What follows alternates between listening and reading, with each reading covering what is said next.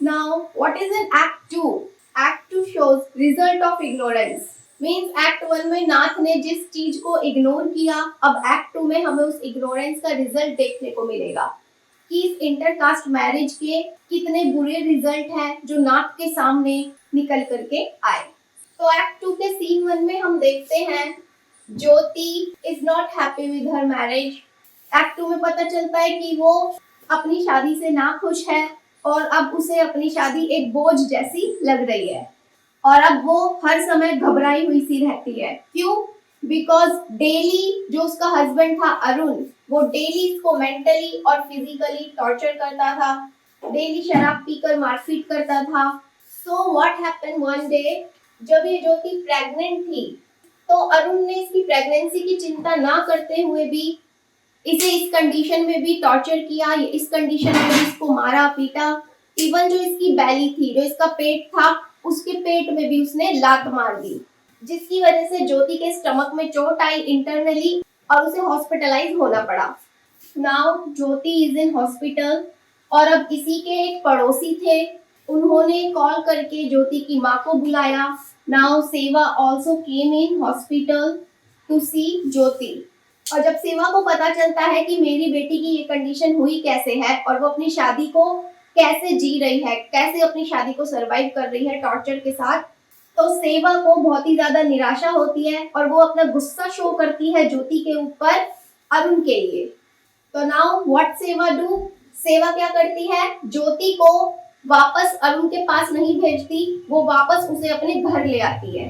अब जब ज्योति वापस अपने घर आती है तो वो बहुत ज्यादा घबराई हुई होती है और जो उसके फादर थे नाथ, वो अपनी बेटी की इस कंडीशन पे उन्हें अच्छा नहीं लगता, उन्हें बुरा लगता है कि जिस दलित लड़के से मैंने अपनी बेटी की शादी की थी समाज के अपलिफ्टमेंट के लिए, दलितों के अपलिफ्टमेंट के लिए, वो काम नहीं कर रहा। मेरा वो प्रिंसिपल जो मैं चाहता था समाज में बदलाव लाने के लिए, वो काम नहीं कर रहा।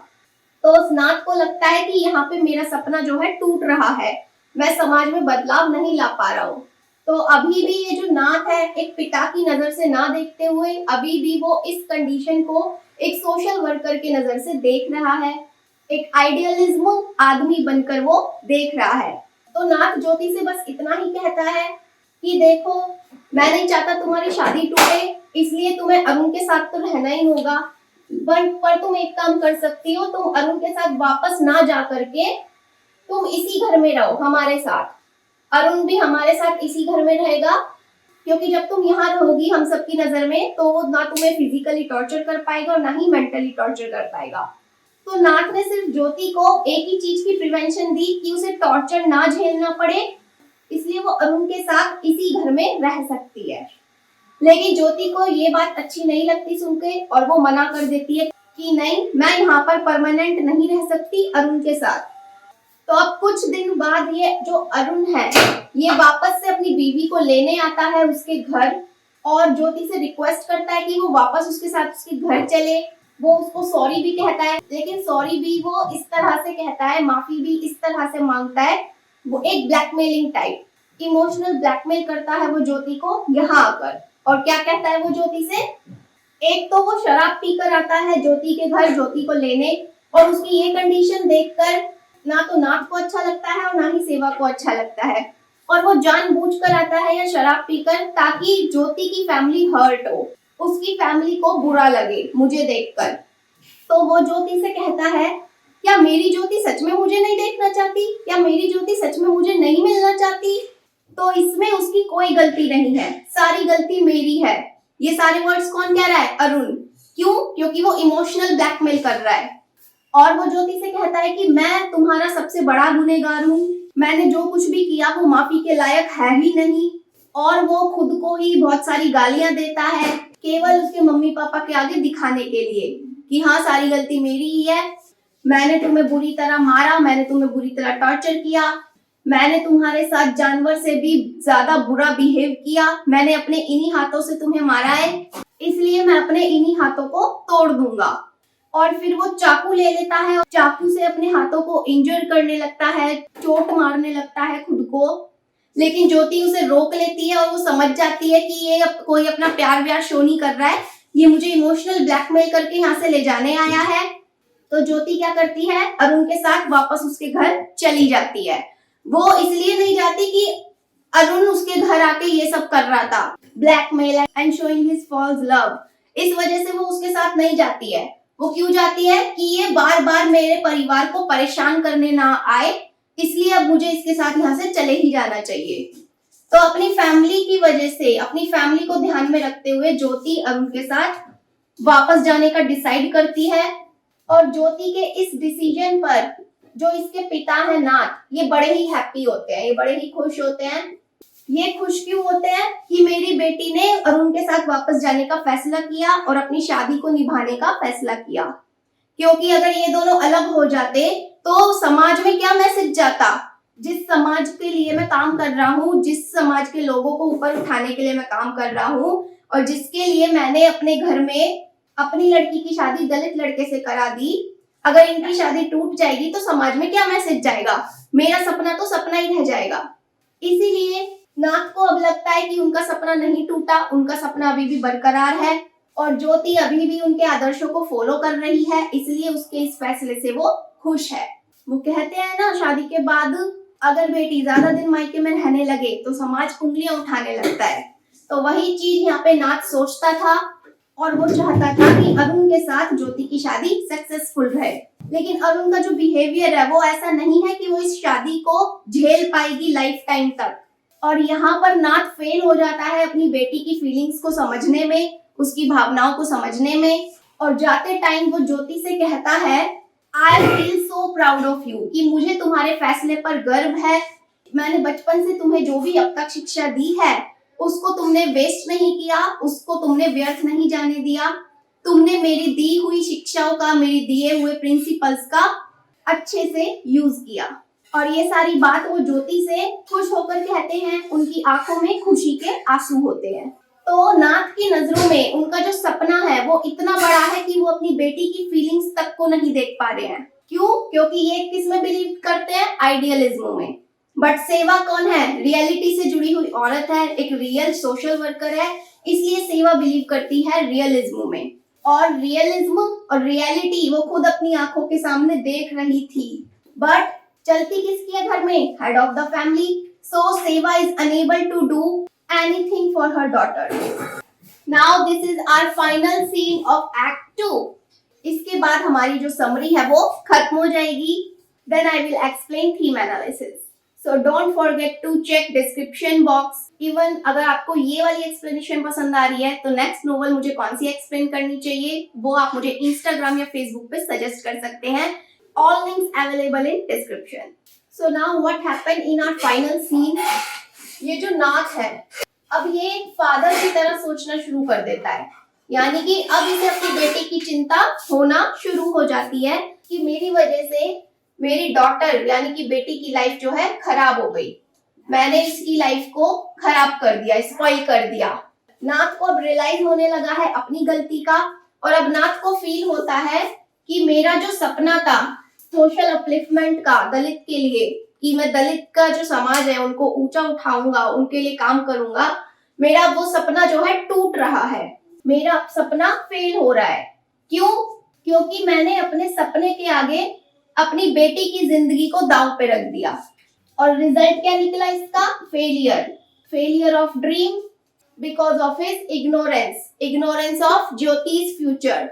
तो अब जो है नाथ के मन में बहुत ज्यादा गुस्सा भर गया है। किसके लिए? अरुण के लिए। तो मैंने आपको पहले ही बताया था अरुण जो है अपनी एक ऑटोबायोग्राफी लिख रहा था काफी टाइम से, और अब इस ऑटोबायोग्राफी को पब्लिश करने का टाइम आ गया है सबके सामने। और इसने अपनी ऑटोबायोग्राफी में लिखा क्या है? अपने ही बारे में लिखा है, क्योंकि ये दलित है तो इसने इस ऑटोबायोग्राफी में शो किया है कि how Dalits are treats from upper class, कि अपर क्लास के जो लोग होते हैं वो दलितों को कैसे ट्रीट करते हैं, उनका कैसे शोषण किया जाता है, वो सारी बातें। बट रियलिटी क्या है? अरुण खुद रियल में क्या कर रहा था?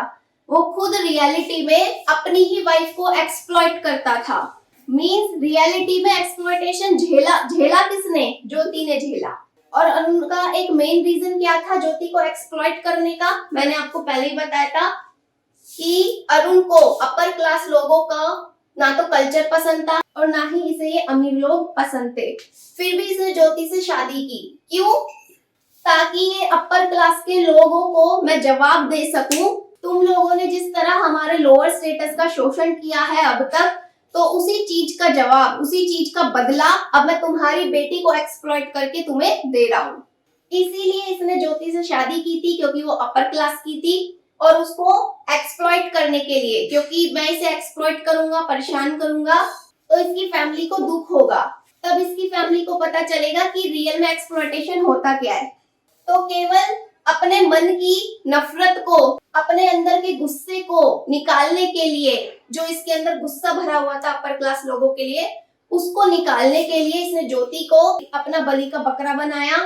बट यहाँ पर अरुण ये बात समझने में फेल हो गया कि नाथ ने ज्योति की शादी इसीलिए ही अरुण से की थी ताकि समाज में ये मैसेज जाए कि हम दलितों के अपलिफ्टमेंट के लिए काम कर रहे हैं, हम उनका सोशल स्टेटस ऊपर उठाना चाहते हैं। लेकिन यहाँ पर अरुण ने इस बात को नहीं समझा और वो कंटिन्यू उसकी फैमिली को दुख देने के लिए उनकी बेटी को एक्सप्लॉइट करता गया। तो उसका ये एक्सप्लॉइटेशन एक तरह का आंसर था, एक तरह का बदला था अपर क्लास के प्रति। तो अब जब ये ऑटोबायोग्राफी पब्लिश होने का टाइम आया तो एक सेरेमनी रखी गई और उस सेरेमनी में बुलाने के लिए अरुण जाता है नाथ के घर, उसको इनवाइट करने कि वो उसके सेरेमनी में आए और उसकी ऑटोबायोग्राफी के लिए अपनी स्पीच दे, उसकी तारीफ करे। क्यों? क्योंकि ये शहर का एमएलए है, सोशल वर्कर है उस एरिया का, इसलिए इनका उस सेरेमनी में आकर स्पीच देना इम्पोर्टेंट हो जाता है कि अगर ये मेरे लिए स्पीच देंगे तो मेरी इज्जत और बढ़ेगी। तो जब अरुण आता है नाथ को इनवाइट करने, तो नाथ को बहुत ही अंदर गुस्सा भरा होता है अरुण के लिए और वो अरुण से नजर तक नहीं मिलाते, मींस उसको इग्नोर करने का वो ट्राई करते हैं। और ये अरुण कुछ इस तरह इस वे में इनवाइट करता है इनको, लाइक ये अपनी बड़ा चढ़ाकर तारीफ करता है, बहुत ही ज्यादा डींगे मारता है और इसके इनवाइट करने के तरीके से पता लगता है कि अरुण कितना सेल्फिश है। तो अब फाइनल में अरुण ये कहकर वहां से चले जाता है कि आप प्लीज जरूर आइएगा अपनी स्पीच को डिलीवर करने, मेरी सेरेमनी को अटेंड करने। तो अब अरुण घर से निकल चुका है और इसके जाते ही नाथ का जो गुस्सा था, जो इसका एनरेज था, वो सेवा के आगे बाहर आ जाता है नाथ का गुस्सा। और वो सेवा से क्या कहता है कि इस लड़के ने मेरे घर में आकर मेरा घर गंदा कर दिया, जहां जहां इसने मेरे घर में अपने कदम रखे वो हिस्सा मेरे घर का इसने गंदा कर दिया, चाहे वो ड्राइंग रूम हो, चाहे वो लिविंग रूम हो, चाहे वो मेरा कमरा हो, चाहे वो रसोई हो, यानी कि जहां जहां भी इसने अपने पैर रखे हैं वो मेरा घर का सारा हिस्सा इसने गंदा कर दिया। और मैंने क्यों इस तरह के लड़के को अपनी लाइफ में जगह दी, क्यों ये लड़का मेरी जिंदगी में आया। तो अब ये सारे वर्ड्स कौन बोल रहा है? कोई शहर का एमएलए नहीं बोल रहा, बल्कि एक बेटी का पिता बोल रहा है, क्योंकि अब उसे अपनी बेटी की चिंता है कि उसने अब तक इतना कुछ झेला मेरे कारण। तो अब सेवा नाथ से कहती है कि देखो मैं तो इस शादी के रिजल्ट पहले से ही जानती थी, इसलिए मैं शुरू से ही इस शादी के खिलाफ थी, लेकिन अब हमारी बेटी उसके साथ फंसी हुई है और उसको सुरक्षित रखने के लिए तुम्हें उसके सेरेमनी में जाना ही होगा स्पीच को डिलीवर करने, क्योंकि अगर तुम नहीं जाओगे तो उसे गुस्सा आएगा और वो सारा गुस्सा हमारी बेटी पे उतारेगा, उसे दोबारा से एक्सप्लॉइट करेगा। इसलिए अपनी बेटी की चिंता को ध्यान में रखते हुए नाथ डिसाइड करता है इसकी सेरेमनी में जाने का। तो अब वो स्पीच का डे आ गया है जब नाथ को स्पीच देनी है अरुण की ऑटोबायोग्राफी के लिए। तो अब यहाँ आकर नाथ अरुण की ऑटोबायोग्राफी के लिए बड़ी ही हाइपोक्राइट स्पीच देता है। हाइपोक्राइट स्पीच मतलब बड़ी ही पाखंडी सी स्पीच देता है जिसमें कोई सच्चाई नहीं होती, और वो अपनी स्पीच में झूठी तारीफ करता है अरुण की और उसके काम की, क्योंकि रियलिटी में तो ऐसा कुछ था ही नहीं। रियलिटी में अरुण एक्सप्लॉइट नहीं हो रहा था, रियलिटी में ज्योति एक्सप्लॉइट हो रही थी। तो वो चाहकर भी समाज को अरुण की सच्चाई नहीं बता पा रहे थे, just to save Jyoti from Arun exploitation. तो अब जब ये बात ज्योति को पता चलती है कि मेरे पिता मेरी वजह से अरुण की सच्चाई सबके सामने नहीं बता पा रहे हैं और वो अरुण के दबाव में उसकी झूठी तारीफ किए जा रहे हैं, तो ज्योति को ये बात बिल्कुल अच्छी नहीं लगती और ज्योति फैसला कर लेती है कि मैं अब यहाँ नहीं रहूंगी और मैं सबकी लाइफ से चली जाऊंगी, ताकि मेरी वजह से कोई भी बर्डन में ना रहे, किसी को भी अरुण का पाखंड ना झेलना पड़े। तो ज्योति चली जाती है, सबको छोड़ के, घर छोड़ के, अपने परिवार को छोड़ के और अरुण को भी छोड़ के। ज्योति लीव्स। तो अब ज्योति का चैप्टर खत्म। और अब जब नाथ को पता चलता है कि मेरी बेटी सब कुछ छोड़ के जा चुकी है, तो अब नाथ किसी के भी प्रेशर में नहीं होता और ना अब उसे डर होता है कि अरुण की सच्चाई सामने आने के बाद मेरी बेटी को टॉर्चर झेलना पड़ेगा। तो अब निडर होके नाथ सबके सामने अपनी स्पीच में अरुण की सच्चाई सामने ले आते हैं और वो सबको बता देते हैं कि इसकी ये जो ऑटोबायोग्राफी है ये झूठी है, इसने इसमें जो कुछ भी लिखा है वो सब झूठ है, रियलिटी में इसने क्या किया है मेरी बेटी के साथ वो सारी सच्चाई वो वहां सबके सामने बता देते हैं। और अरुण की क्या होती है, बहुत ज्यादा इंसल्ट होती है। तो अरुण का जो असली चेहरा था वो नाथ ने सबको दिखा दिया कि ये दलित लड़का कैसा है, जैसा इसका लोअर स्टेटस है वैसी ही इसकी लोअर मेंटेलिटी है। और समाज में बदलाव लाने के लिए intercaste marriage is not a solution. इस बात को नाथ एक्सेप्ट कर लेता है और उसे पता होता है कि मेरा जो सपना था सोशल अपलिफ्टमेंट का दलितों के लिए, अब वो सपना ही रहेगा, वो कभी फुलफिल नहीं हो पाएगा। तो इसी के साथ हमारा ये जो प्ले है अब खत्म होता है। This was the ending of this play. And क्या क्वेश्चन छोड़ के जाता है ये प्ले एंड में कि ज्योति ये जो सब कुछ छोड़ के चली गई है, अब ये ज्योति जाएगी कहाँ और आगे का इसका क्या फ्यूचर होगा। So this question leaves in the end of this play. तो प्ले के एंड में जो कंफ्लिक्ट था अपर क्लास और दलित के बीच, वो कंफ्लिक्ट ही बनकर रह गया। इंटरकास्ट मैरिज होने की वजह से इस कंफ्लिक्ट का कोई भी सॉल्यूशन नहीं निकला। So what are the results? Results is कि समाज में बदलाव लाने के लिए आप चाहे कितना ही महान काम कर लो, बट जब तक मेंटेलिटी चेंज नहीं होगी समाज में बदलाव आना नामुमकिन है। और यही चीज प्रूव की अरुण ने। So in the end of the play Nath की जो विचारधारा थी आइडियलिज्म, यानी कि गांधी सपोर्टर थे ये और आदर्श विचारधारा जो इनकी थी, now this convert into realism. Realism किसकी विचारधारा थी? सेवा की। तो एंड में नाथ की भी कौन सी विचारधारा हो गई कन्वर्ट होके? रियलिज्म, क्योंकि इन्होंने आंखें खोल के रियलिटी को देखा, रियलिटी को एक्सपीरियंस किया। So this was the journey of Nath from idealism to become realism. Now come to theme analysis and answer writing for exam.